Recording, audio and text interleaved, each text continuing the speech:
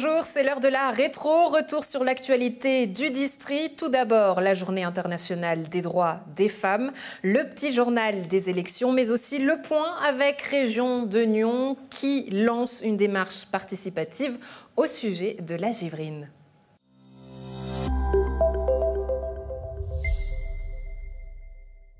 Place au petit journal des élections. Ce mardi, les candidats au deuxième tour des communales se sont présentés au greffe. On en parle avec Rodolphe Henner. Bonjour. Bonjour, comment ça va? Mais ça va très bien. Après un week-end chargé, Gilles Bieler, la forme? Pareil. Vous vous êtes remis?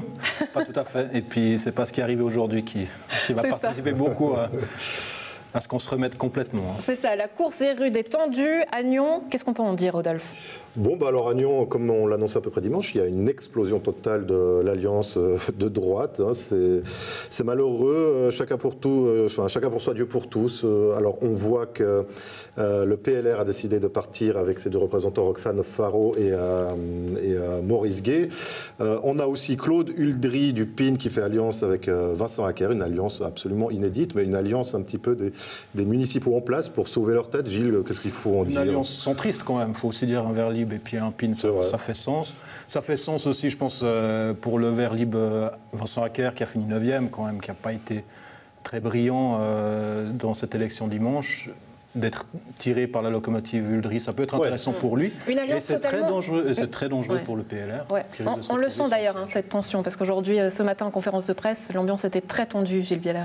Alors oui, Antoine Guenot, notre collègue de la Côte qui était là-bas, qui va raconter ça demain dans le journal, et déjà aujourd'hui sur le site, a assisté à une pièce absolument incroyable durant cette conférence de presse où Claude Huldry, municipal en place, a tiré à boulet rouge sur son collègue actuel et ancien colistier Maurice Gay. Vous découvrirez les coulisses et les salves. Mais en tout cas, l'alliance de droite que beaucoup disaient de façade a éclaté et c'est une désunion totale. Vivement le débat. Alors on aimerait juste demander à la régie de nous renvoyer une archive de 2011, parce qu'en 2011, il y avait déjà eu un souci. Alors on regarde, c'était la Côte 2011, guerre fratricide à droite.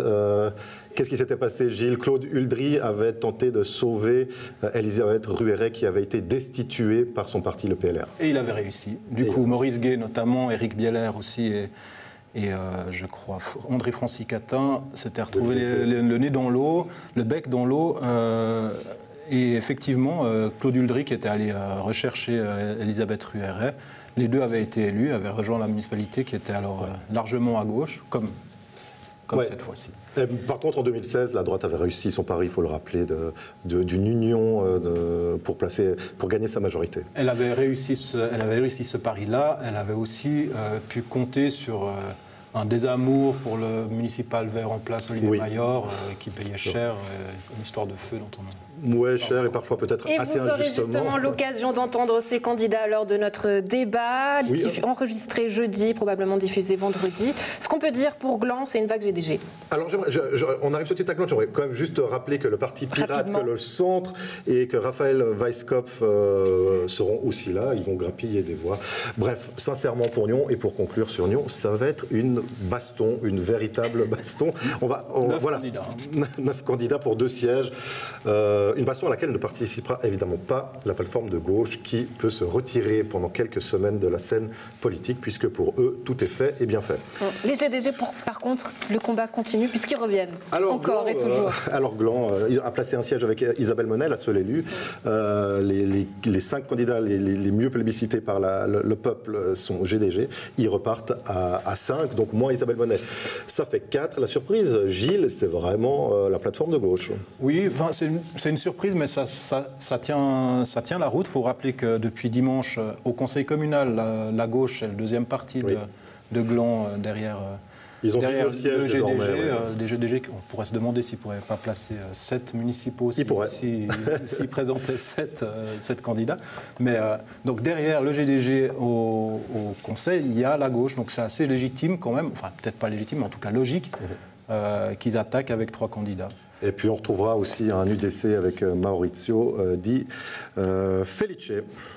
Harold, ballottage total, tout reste à faire. Et la grande annonce ou grande surprise du jour, c'est le syndic Denis Jacquet qui ne se représente pas. Denis Jacquet l'a annoncé, il arrête les frais. Il a tenté un pari, on peut dire qu'il a sauté dans le mauvais train, pris le mauvais train, sauté sur le mauvais wagon.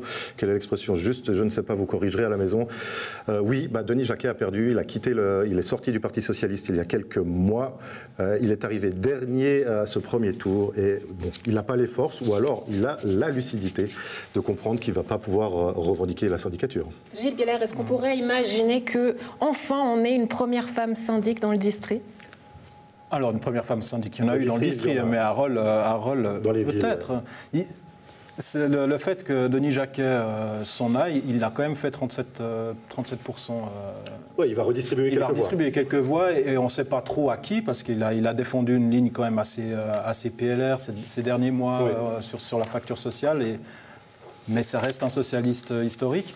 On verra, mais pourquoi pas si la gauche finit en tête, je pense quand même, je ne suis pas sûr que Loïc Haldiman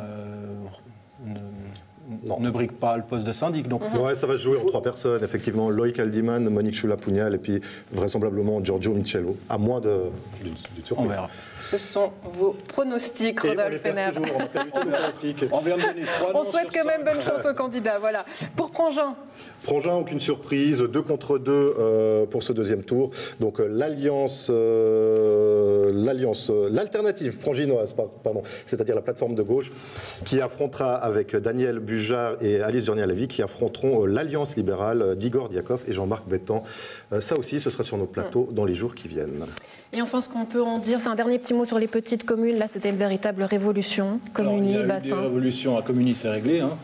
Ils sont tous battus, ils sont tous remplacés. À Bassin, c'est pas si réglé que ça, hein, parce qu'à Bassin, jamais rien n'est simple. Il y avait 2 listes au premier tour, il y en a 3 au deuxième tour, avec 2 sièges, 4 candidats, 3 listes. Voilà, donc on va pas aller dans les détails, ça va être super compliqué, parce qu'en plus sur une liste, il y en a 2 des anciennes listes, enfin bref. Mais ça, on retrouve dans votre journal demain. Dans tous les cas, c'est expliqué même sur notre site internet et demain dans le journal. Le résultat de ce deuxième tour, donc connu le 28 mars. Quant à nous, on aura donc ces débats le jeudi, Nyon, Prangin, Gland, Rolle. Merci beaucoup, messieurs, d'avoir été avec nous. Bonne journée. Bonne journée.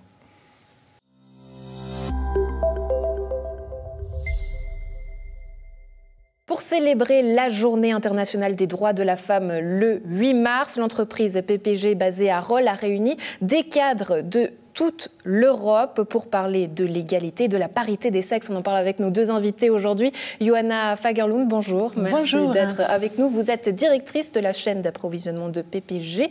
Avec nous également Heather Carnsley, présidente de la BPV Lake Geneva. Bonjour. Bonjour. Merci d'être avec nous. C'est un plaisir de vous avoir ici pour parler et revenir sur cette journée. Pourquoi, tout simplement, en 2021, a-t-on encore besoin de cette Journée internationale des droits de la femme, Johanna ? Bonjour et merci d'avoir accueilli ici. Je pense que c'est toujours important parce qu'on n'a pas encore arrivé à la parité entre les sexes. Et surtout en Suisse, il reste malheureusement un peu plus de travail à faire. Alors l'entreprise où je travaille, PPG, on a beaucoup d'actions en Europe. Mais ce lundi, on a lancé la section pour la Suisse. Alors, comme siège, c'est super important qu'on se mette d'avant et on mette comment est-ce que c'est possible à faire des changements aussi dans les rangs de leadership. Oui, parce que c'est surtout un message positif que vous avez aujourd'hui. On le voit, hein, c'est possible. Vous êtes vous-même des exemples. Quel était le message? Qu'est-ce que vous avez mis en avant, Heather, lors de cette journée? Pour cette journée, on a célébré les femmes. C'est intéressant ce que vous dites, c'est une journée que vous célébrez. Oui. Parce que certaines personnes refusent de la célébrer, ne le voient pas justement comme une célébration. Oui, je pense que c'est toujours important de célébrer tout qui a été fait jusqu'à maintenant. C'est vrai qu'il il y a beaucoup des années, depuis le lancement des femmes dans les entreprises, dans la société, et presque 130 ans depuis la Nouvelle-Zélande a donné le droit de voter, oui, pour les femmes. Mais maintenant, il reste toujours une grande, on dit en anglais, une grande gender gap entre les femmes. Une grande disparité. C'est quoi les combats que vous souhaitez aujourd'hui mettre en avant? Les combats que vous souhaitez mettre en avant aujourd'hui? Le truc que je crois c'est le plus important, c'est d'avoir les gens avec les comportements et les pensées qui sont inclusifs. C'est-à-dire, toutes les personnes ont les biais dans leur tête. D'être humain, c'est d'avoir un cerveau, c'est d'être... Qui est biaisé, vous dites. Oui, c'est biaisé. Ça, c'est pas un problème, en fait. Mais le problème, c'est si on ne réfléchit pas, on fait inconsciemment. Donc, il faut vraiment interrompre les biais des gens, des êtres humains. C'est intéressant ce que Heather dit. Elle parle d'inclusivité, c'est-à-dire il faut inclure les hommes, les femmes, ensemble. Mais oui, tout à fait. Il faut être les deux sexes qui comprennent pourquoi on ne met pas les femmes en avant, pourquoi ils n'ont pas les mêmes possibilités, parce que ça fait en effet la moitié de la population qui sont des femmes. Et pourquoi pas avoir un avancement dans l'entreprise, dans la société, et avoir la possibilité d'atteindre son niveau de compétence. Alors c'est vraiment très dommage maintenant avec ce BS, il fait qu'il y a des limitations qui se fait déjà plus tôt dans la carrière. Et puis on n'arrive pas à avancer jusqu'à les hauts rangs à cause d'un nombre de barrières en route. Et si on se rend compte, quelle barrière est-ce qu'on a en place maintenant? Et comme ça, on peut les enlever un par un. Ouais. Et mettre ensemble hommes et femmes pour avoir des résultats encore plus incroyables. Ouais. On peut parler aussi de la grève féministe qui est passée par là. Est-ce que ça a changé quelque chose dans le monde des entreprises, ou en tout cas dans les discours, selon vous? Le grève féministe, oui, c'est-à-dire il faut toujours avoir un discours qui mette les femmes et les hommes, des êtres humains en égalité. Et ça commence peut-être par avoir une lutte, et maintenant, je crois, on a avoir plutôt les conversations plus inclusives. Mais est-ce que du coup, il ne faudrait pas aussi une journée internationale des droits des hommes? Peut-être. Maintenant, on a des journées pour beaucoup de choses dans le monde. Mais une journée comme ça met vraiment la lumière sur un point qui a besoin d'attention du monde. Ouais. C'est vrai que jusqu'à maintenant, les femmes n'ont pas du tout la parité avec les hommes. Il y a, même ici en Suisse, 14% différence entre les salaires des hommes et les salaires des femmes. Et dans les parlements, les grandes boîtes, il y a toujours une grande différence entre les femmes et les hommes. Donc, c'est pour ça qu'on met la lumière sur les femmes pendant cette journée. Ouais.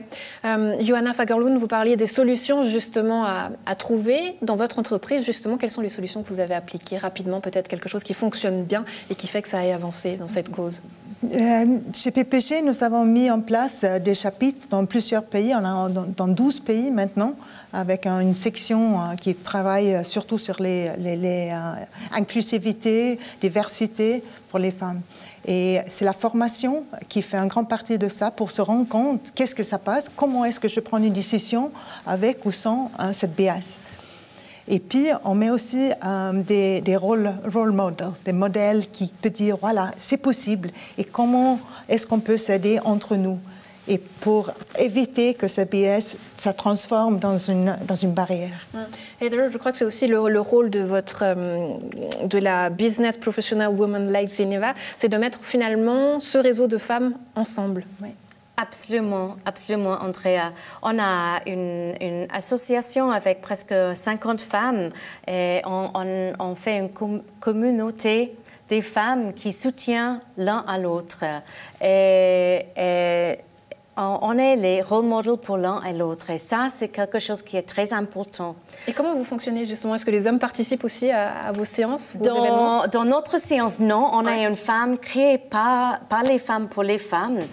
BPW Lake Geneva est le seul club en Suisse de BPW anglophone, mais c'est une partie d'un club mondial, BPW, Business Professional Women, était créé à Genève il y a 91 ans. Et maintenant, donc c'était une association pour vraiment advoquer pour les femmes. Ouais. D'habitude, vous mettez sur pied justement plusieurs événements, chose que vous n'avez pas pu faire évidemment à cause du Covid. Vous avez décidé de soutenir d'autres associations et aussi ce livre, Les Suissesses sont sensationnelles. Est-ce que vous pouvez nous en dire un mot? Oui, absolument. Ça, c'est un projet qu'on a fait cette année pour célébrer notre anniversaire de 10 ans.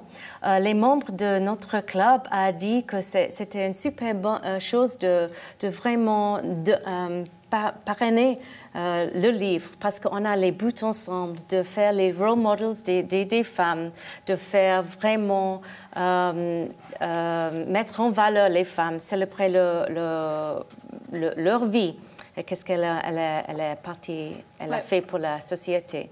Ouais. Et aussi avec les événements qu'on a fait sur Zoom, on a donné presque 5 000 francs suisses aux sociétés caritatives ici dans la région Rolle et Nyon, donc aux petits frères des pauvres à Rolle et des autres sociétés ici dans le canton de Vaud. Donc c'était vraiment la générosité de nos membres et la comité qui a fait ces décisions. Et pour terminer cette interview, si vous deviez donner un adjectif pour décrire la femme et un adjectif pour décrire l'homme, ça serait lequel, Johanna? Ouf, ça c'est difficile. Hein. Je dirais que pour les femmes, c'est le courage. Le courage. Et pour les hommes? Force. Ça se ressemble, hein. C'est intéressant. Heather, pour vous?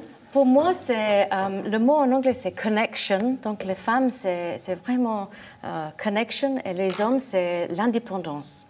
D'accord. Ce qu'une femme peut aussi être indépendante, et vous nous le prouvez aujourd'hui. C'est pas à dire. Les femmes ne sont pas indépendantes, les hommes n'ont pas connecté, mais... Exactement. L'un va pour l'autre, et c'est ensemble que les choses sont bien faites. Merci beaucoup d'avoir été avec nous, mesdames. Merci beaucoup. Merci, Andrea.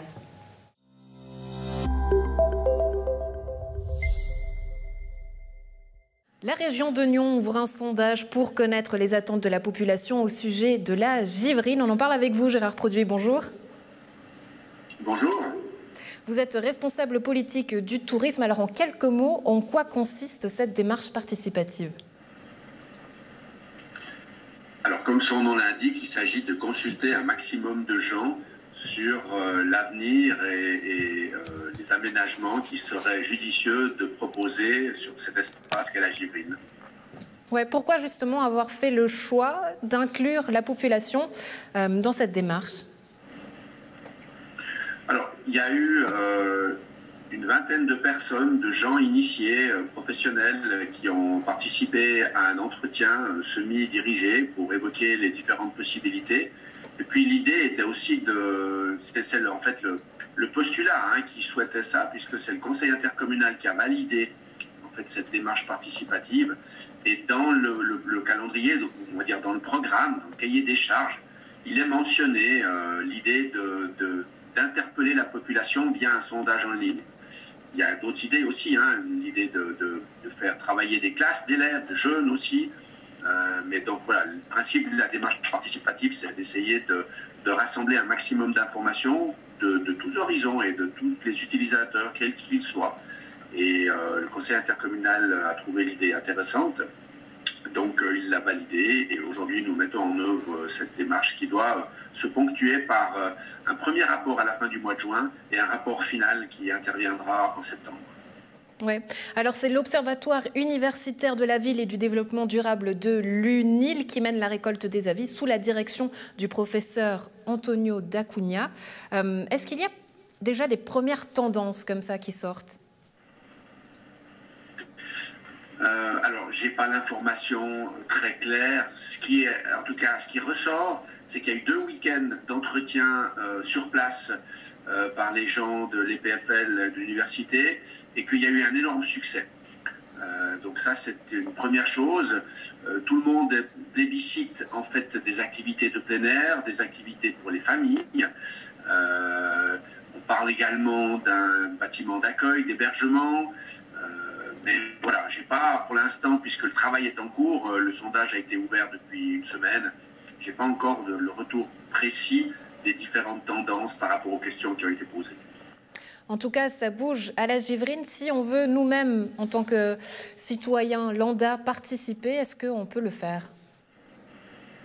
Oui, alors très volontiers. Je vous encourage d'ailleurs à le faire sur régiondenion.ch, régiondenion.ch. Vous trouverez le lien. Il y a également sur la page Facebook de Région de Nyon la possibilité de se connecter. C'est un sondage qui se fait en quelques minutes. Il y a une quinzaine de questions. Je vous encourage en tout cas à toutes et tous à le faire parce que c'est simple. On dit toujours que ça ne sert à rien de donner son avis. Ben là, si donnez votre avis, il sera intégré dans l'ensemble des réponses et la majorité l'emportera. J'imagine donc que vous l'avez fait, Gérard Produit, que vous avez répondu au questionnaire.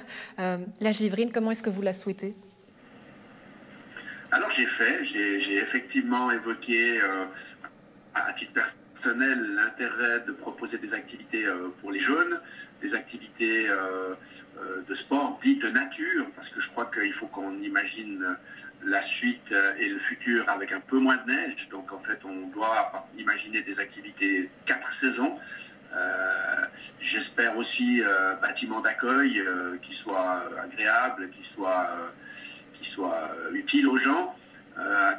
J'ai un petit dada, c'est que je pense que pour attirer les familles et intéresser la jeunesse à la nature, les animaux, c'est toujours utile. Et notre région, elle a le fameux zoo de la Garenne qui pourrait proposer un partenariat. Et je pense que là, il y a quelque chose à étudier. Mais je ne veux pas non plus influencer trop les personnes, donc je ne vais pas trop en dire, parce que moi, j'ai imaginé. Ouais, les animaux, c'est d'ailleurs le logo de la région de Nyon. On sait, un petit clin d'œil du coup. Gérard Produit, merci beaucoup d'avoir été avec nous. Très belle journée à vous. Merci à vous. Bonne suite.